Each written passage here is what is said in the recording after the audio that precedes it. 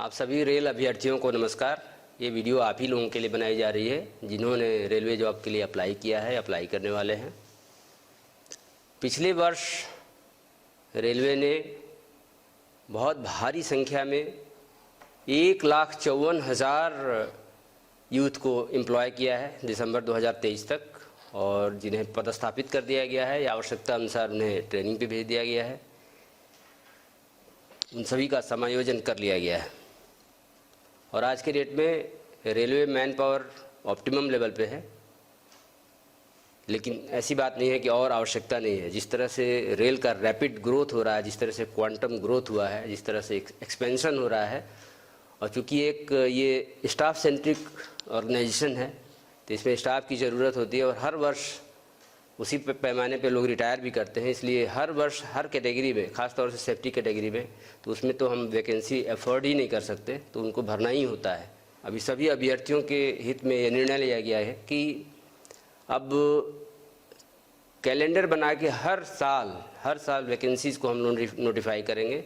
हर वर्ष नियुक्ति की प्रक्रिया जारी रखेंगे बिना गैप के। जैसी जैसी वैकेंसीज होगी, depending on vacancies and requirement of course, तो इसके हिसाब से हम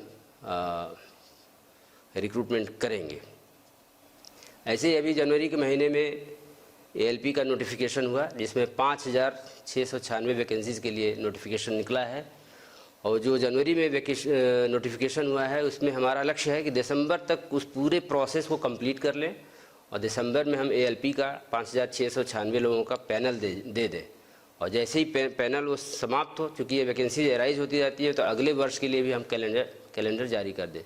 इतना ही नहीं, जैसा कि स्टूडेंट्स का भी, जो हमारे यूथ है, उनका डिमांड था कि और भी वैकेंसीज़ कब आ रही हैं, कब आएंगी, तो उसको भी ध्यान में रखते हुए रेल मंत्रालय ने अभी हम लोगों ने इसको नोटिस में भी दे दिया है कि टेक्नीशियन कैटेगरीज में जिसमें 9,000 वैकेंसीज़ हैं, ऑलमोस्ट अनुमानित वैकेंसीज़ हैं, उसके लिए भी हम लोगों ने एक टेंटेटिव कैलेंडर दे दिया है कि 9,000 वैकेंसीज़ को फरवरी के महीने में 2024 में नोटिफाई करेंगे और एक साल में, यानी कि अगले साल फरवरी तक इसको कंप्लीट कर लेंगे। कंप्लीट करने के बाद एक नेक्स्ट साइकिल में हम नोटिफाई करेंगे, ताकि पूरे रिक्रूटमेंट प्रोसेस को टाइम बाउंड मैनर में हम इसको कंप्लीट कर पाएँ, संपन्न कर पाएँ।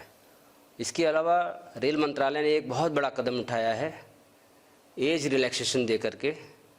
कोविड के टाइम में, जैसा कि आप जानते हैं, 2-3 साल तक परीक्षाएं करना संभव नहीं हो सकी थी। बहुत सारे कैंडिडेट्स ओवर एज हो गए थे, तो उनको सम्मिलित करने के लिए, उनको भी अवसर प्रदान करने के लिए रेल मंत्रालय ने 3 साल का, 1 साल नहीं, 2 साल नहीं, 3 साल का एज रिलैक्सेशन दिया है, जो कि जिससे हमारे कैंडिडेट्स जो वंचित रह गए थे, जो चूक गए थे एग्ज़ाम देने से, हो पाएंगे, अपीयर हो पाएंगे आगामी होने वाले एग्ज़ाम्स में।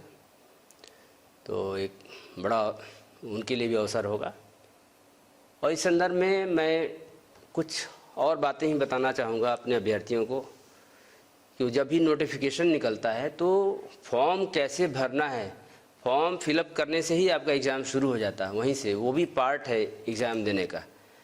तो बहुत से अभ्यर्थी बाद में बड़े हताश हो जाते हैं कि उनका फॉर्म रिजेक्ट हो गया। तो हम लोगों ने देखा, हम लोगों का अनुभव ये है विगत रिक्रूटमेंट्स में कि बहुत से 5% के करीब ऐसे एप्लीकेशंस रिजेक्ट हो जाते हैं जिनमें प्रॉपर ढंग से सिग्नेचर नहीं किया गया है या प्रॉपर ढंग से फ़ोटो नहीं लगाया गया है। बहुत से कैंडिडेट्स होते हैं जिनका और जो भी क्राइटेरिया है उसको फुलफ़िल करते हैं, उसमें उनका सर्टिफिकेट भी ठीक है, जो भी एज के लिए जो भी सर्टिफिकेट चाहिए वो सब ठीक है, लेकिन उन्होंने प्रॉपर ढंग से सिग्नेचर नहीं किया है या प्रॉपर फ़ोटो नहीं लगाया है। उसकी वजह से ये कंप्यूटराइज्ड वे में वेरिफिकेशन होता है, स्क्रूटनी होती है, तो रिजेक्ट हो जाता है। इसमें कोई ह्यूमन इंटरवेंशन नहीं होता है। लेकिन बहुत से कैंडिडेट्स हैं जो कैपिटल लेटर में अपना नाम लिख देते हैं सिग्नेचर के नाम पे, या बहुत से कैंडिडेट्स ऐसे होते हैं जो स्मॉल लेटर में ही लिखते हैं लेकिन डिसजॉइंटेड लेटर्स होते हैं। तो ऐसे सिग्नेचर एक्सेप्टेबल नहीं है, क्योंकि सिग्नेचर करना है जो इंस्ट्रक्शन है उसके हिसाब से रनिंग राइटिंग में करना है। ऐसे ही फ़ोटोग्राफ्स, बहुत सारे फ़ोटोग्राफ्स होते हैं जिनका रिजोल्यूशन सही नहीं होता।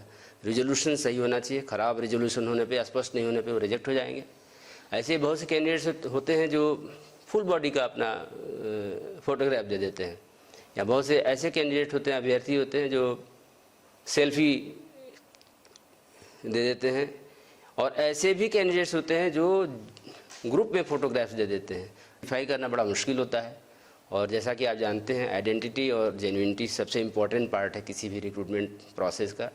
हमारी तरफ से अपील यही है कि फॉर्म भरते वक्त आप बहुत अलर्ट रहें, बहुत ध्यान से भरें, ताकि ये जो सुनहरा अवसर आपको मिला है उससे आप वंचित न रह जाएं। और जो भी बातें मैं बता रहा हूँ, इन सब बातों को सभी आरआरबीज़ ने अपने वेबसाइट पे दे दिया है, उसको आप देख सकते हैं। और ऐसे ही एज रिलैक्सेशन भी दे दिया गया है।